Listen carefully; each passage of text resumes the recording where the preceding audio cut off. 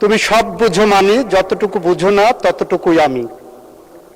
উনি সব বুঝেন, এটা যেমন মানি, কিন্তু যতটুকু ওনার প্রয়োজন ততটুকু উনি আনেন, এর বাইরের টুকু আনেন না। আপনাকে ধন্যবাদ। মাননীয় স্পিকার, গতকাল মধ্যরাতে আমরা একটা নোটিশ পেয়েছি যে বাংলাদেশ বার কাউন্সিলের নির্বাচন স্থগিত করা হয়েছে। সেই স্থগিতকরণের কারণ হিসেবে বলা হয়েছে যে দেশে তীব্র জ্বালানি সংকট, এই কারণে বার কাউন্সিলের নির্বাচন স্থগিত করা হলো। মাননীয় স্পিকার, এখানে দুই ধরনের বিষয় রয়েছে। এক, এটা একটা সংবিধিবদ্ধ প্রতিষ্ঠান যেটার সাথে আইন মন্ত্রণালয়ের একটা সংযোগ আছে, আবার জ্বালানি মন্ত্রণালয় তাদের একটা ক্লজ দেখিয়ে নির্বাচনটাকে স্থগিত করা হয়েছে। মাননীয় স্পিকার, আপনি জেনে থাকবেন যে দি বাংলাদেশ লিগ্যাল প্র্যাকটিশনার্স এবং বার কাউন্সিল অর্ডারের বিধান অনুযায়ী 3 বছর অন্তর অন্তর নির্বাচন হওয়ার কথা। যদি নির্বাচন করার মতো পরিবেশ না থাকে, অর্থাৎ প্যান্ডেমিক হয় বা অ্যাক্ট অফ গডের মতো কোনো ধরনের দুর্যোগ ঘটে, সেই সময়টাতে 1 বছরের জন্য একটা অ্যাড হক কমিটির বিধান করোনার সময়টাতে করা হয়েছিল। কিন্তু অন্তর্বর্তীকালীন সরকার গঠন করার পরে সেই জায়গাটাতে কোনো অ্যাক্ট অফ গড বা প্যান্ডেমিক না থাকা সত্ত্বেও নির্বাচন না দিয়ে তখন একটা অ্যাড হক কমিটি করা হয়। সেই অ্যাড হক কমিটিটা এখনো পর্যন্ত চলমান রয়েছে। সেই অ্যাড হক কমিটি থেকে একটা গণতান্ত্রিক যাত্রায় উত্তরণের জন্য একটা নির্বাচনের সময়সীমা ঘোষণা করা হয়েছিল যে 19শে মেতে নির্বাচনটা অনুষ্ঠিত হবে। কিন্তু গতকাল মধ্যরাতে হঠাৎ করেই সেই নির্বাচনটা স্থগিত ঘোষণা করা হলো। প্রশ্ন হলো, আমরা যখন সংসদে জ্বালানি সংকটের কথা বলছি, মাননীয় সদস্য, আপনার মূল বক্তব্যটা বুঝতে পেরেছি। এটা কার্য বিবরণীতে আনার জন্য ভালো হবে, রেকর্ড থাকবে। আপনি দয়া করে একটা নোটিশ প্রদান করুন, এই বিষয়টা অ্যাড্রেস করবে, তখন মাননীয় আইনমন্ত্রী বক্তব্য রাখতে পারবে। সেটা হলো, আমরা যখন সংসদে জ্বালানি সংকটের কথা বলি, সরকার দলের তরফ থেকে জ্বালানি সংকট নিয়ে এই কথা বলা হয়, আবার সরকারি যে একটা প্রতিষ্ঠান তারা নির্বাচন স্থগিত করছে জ্বালানি সংকটের কথা বলে। এই জায়গাটাতে একটা সিদ্ধান্ত আসা প্রয়োজন। আসলে কি জ্বালানি সংকটের ইস্যু, নাকি একটা গণতান্ত্রিক প্রতিষ্ঠানকে দলীয়করণ ডাকা হবে, সেইটা মূল ইস্যু? এই দুটো বিষয়ে একটা সিদ্ধান্ত আসা প্রয়োজন। মাননীয় স্পিকার, আমরা নোটিশ নিয়ে আসব, কিন্তু যেহেতু আজকে জ্বালানি মন্ত্রী উপস্থিত আছেন, আইনমন্ত্রী উপস্থিত আছেন, আপনি চাইলে তাদের থেকে এই বিষয়ে একটা সুরাহা, একটা তাদের বিবৃতি আপনি তাদেরকে দেওয়ার জন্য আপনি আহ্বান করতে পারেন। মাননীয় স্পিকার, আপনাকে ধন্যবাদ। ধন্যবাদ মাননীয় সদস্য। আমার মনে হয় মাননীয় আইনমন্ত্রী বিষয়ে অ্যাড্রেস করতে চান। দয়া করে মাননীয় আইনমন্ত্রীকে মাইকটা দিবেন প্লিজ। মাননীয় স্পিকার, আপনাকে ধন্যবাদ।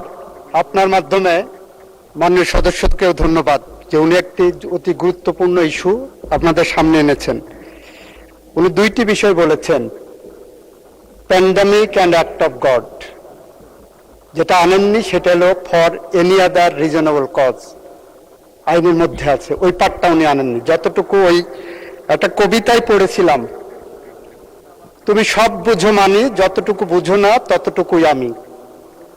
উনি সব বুঝেন, এটা যেমন মানি, কিন্তু যতটুকু ওনার প্রয়োজন ততটুকু উনি আনেন, এর বাইরের টুকু আনেন না।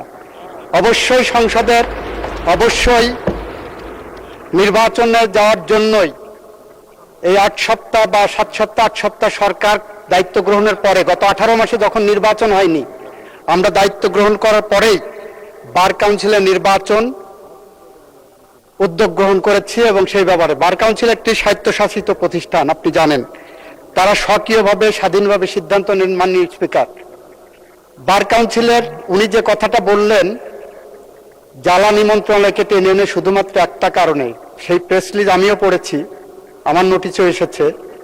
উনি যে জিনিসটা বলেননি সেটা হলো ঢাকা বার সহ বেশ কয়েকটি বার অ্যাসোসিয়েশন থেকে বার কাউন্সিলের কাছে অনুরোধ এসেছে যে তাদের ওখানে এখন নির্বাচন চলছে, তাদের নির্বাচন প্রক্রিয়া সমুন্নত রাখার জন্য, এইটাকে নির্ঝঞ্ঝাট রাখার জন্য, ওই বার অ্যাসোসিয়েশনগুলোর নির্বাচনকে নির্ঝঞ্ঝাট রাখার জন্য নির্বাচনটা পিছানোর জন্য বলেছেন।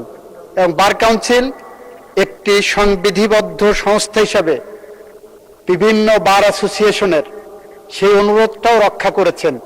ফলে এই পার্টটা কিন্তু উনি বলেননি। আইনজীবীদের দাবি ছিল বিভিন্ন বার অ্যাসোসিয়েশন, ঢাকা বার হলো বলা হয় এশিয়ার মধ্যে সবচেয়ে বৃহত্তর বার, যেখানে 22,000-এর উপরে লয়া আছে। সেই বারের নির্বাচন সামনে, 29 তারিখে সেই বারের নির্বাচন, সেই নির্বাচন প্রক্রিয়াকে সামনে রেখে সেই অ্যাসোসিয়েশনের পক্ষ থেকে যে অনুরোধ এসেছে, বার কাউন্সিল আমি মনে করি তাদের নিজস্ব মেধা, প্রজ্ঞা, স্বকীয়তা এবং স্বাধীনতা অ্যাপ্লাই করেছেন। সেই কারণে সেখানে আমরা কোনো হস্তক্ষেপ করিনি। আমরা চাই উনার মতোই যে বার কাউন্সিলের একটি স্বাভাবিক নির্বাচন প্রক্রিয়া এগিয়ে যাক, এবং সেই প্রক্রিয়া এগিয়ে যাওয়ার জন্য আমাদের পক্ষ থেকে আমরা সেখানে হস্তক্ষেপের মধ্যে যাচ্ছি না। আমরাও চাই, উনার মতোই চাই, বার কাউন্সিল স্বাধীনভাবে সিদ্ধান্ত নিয়ে তারা এই ব্যবস্থা গ্রহণ করবেন। আপনাকে ধন্যবাদ মাননীয় স্পিকার, মাননীয় সংসদ সদস্যকে ধন্যবাদ।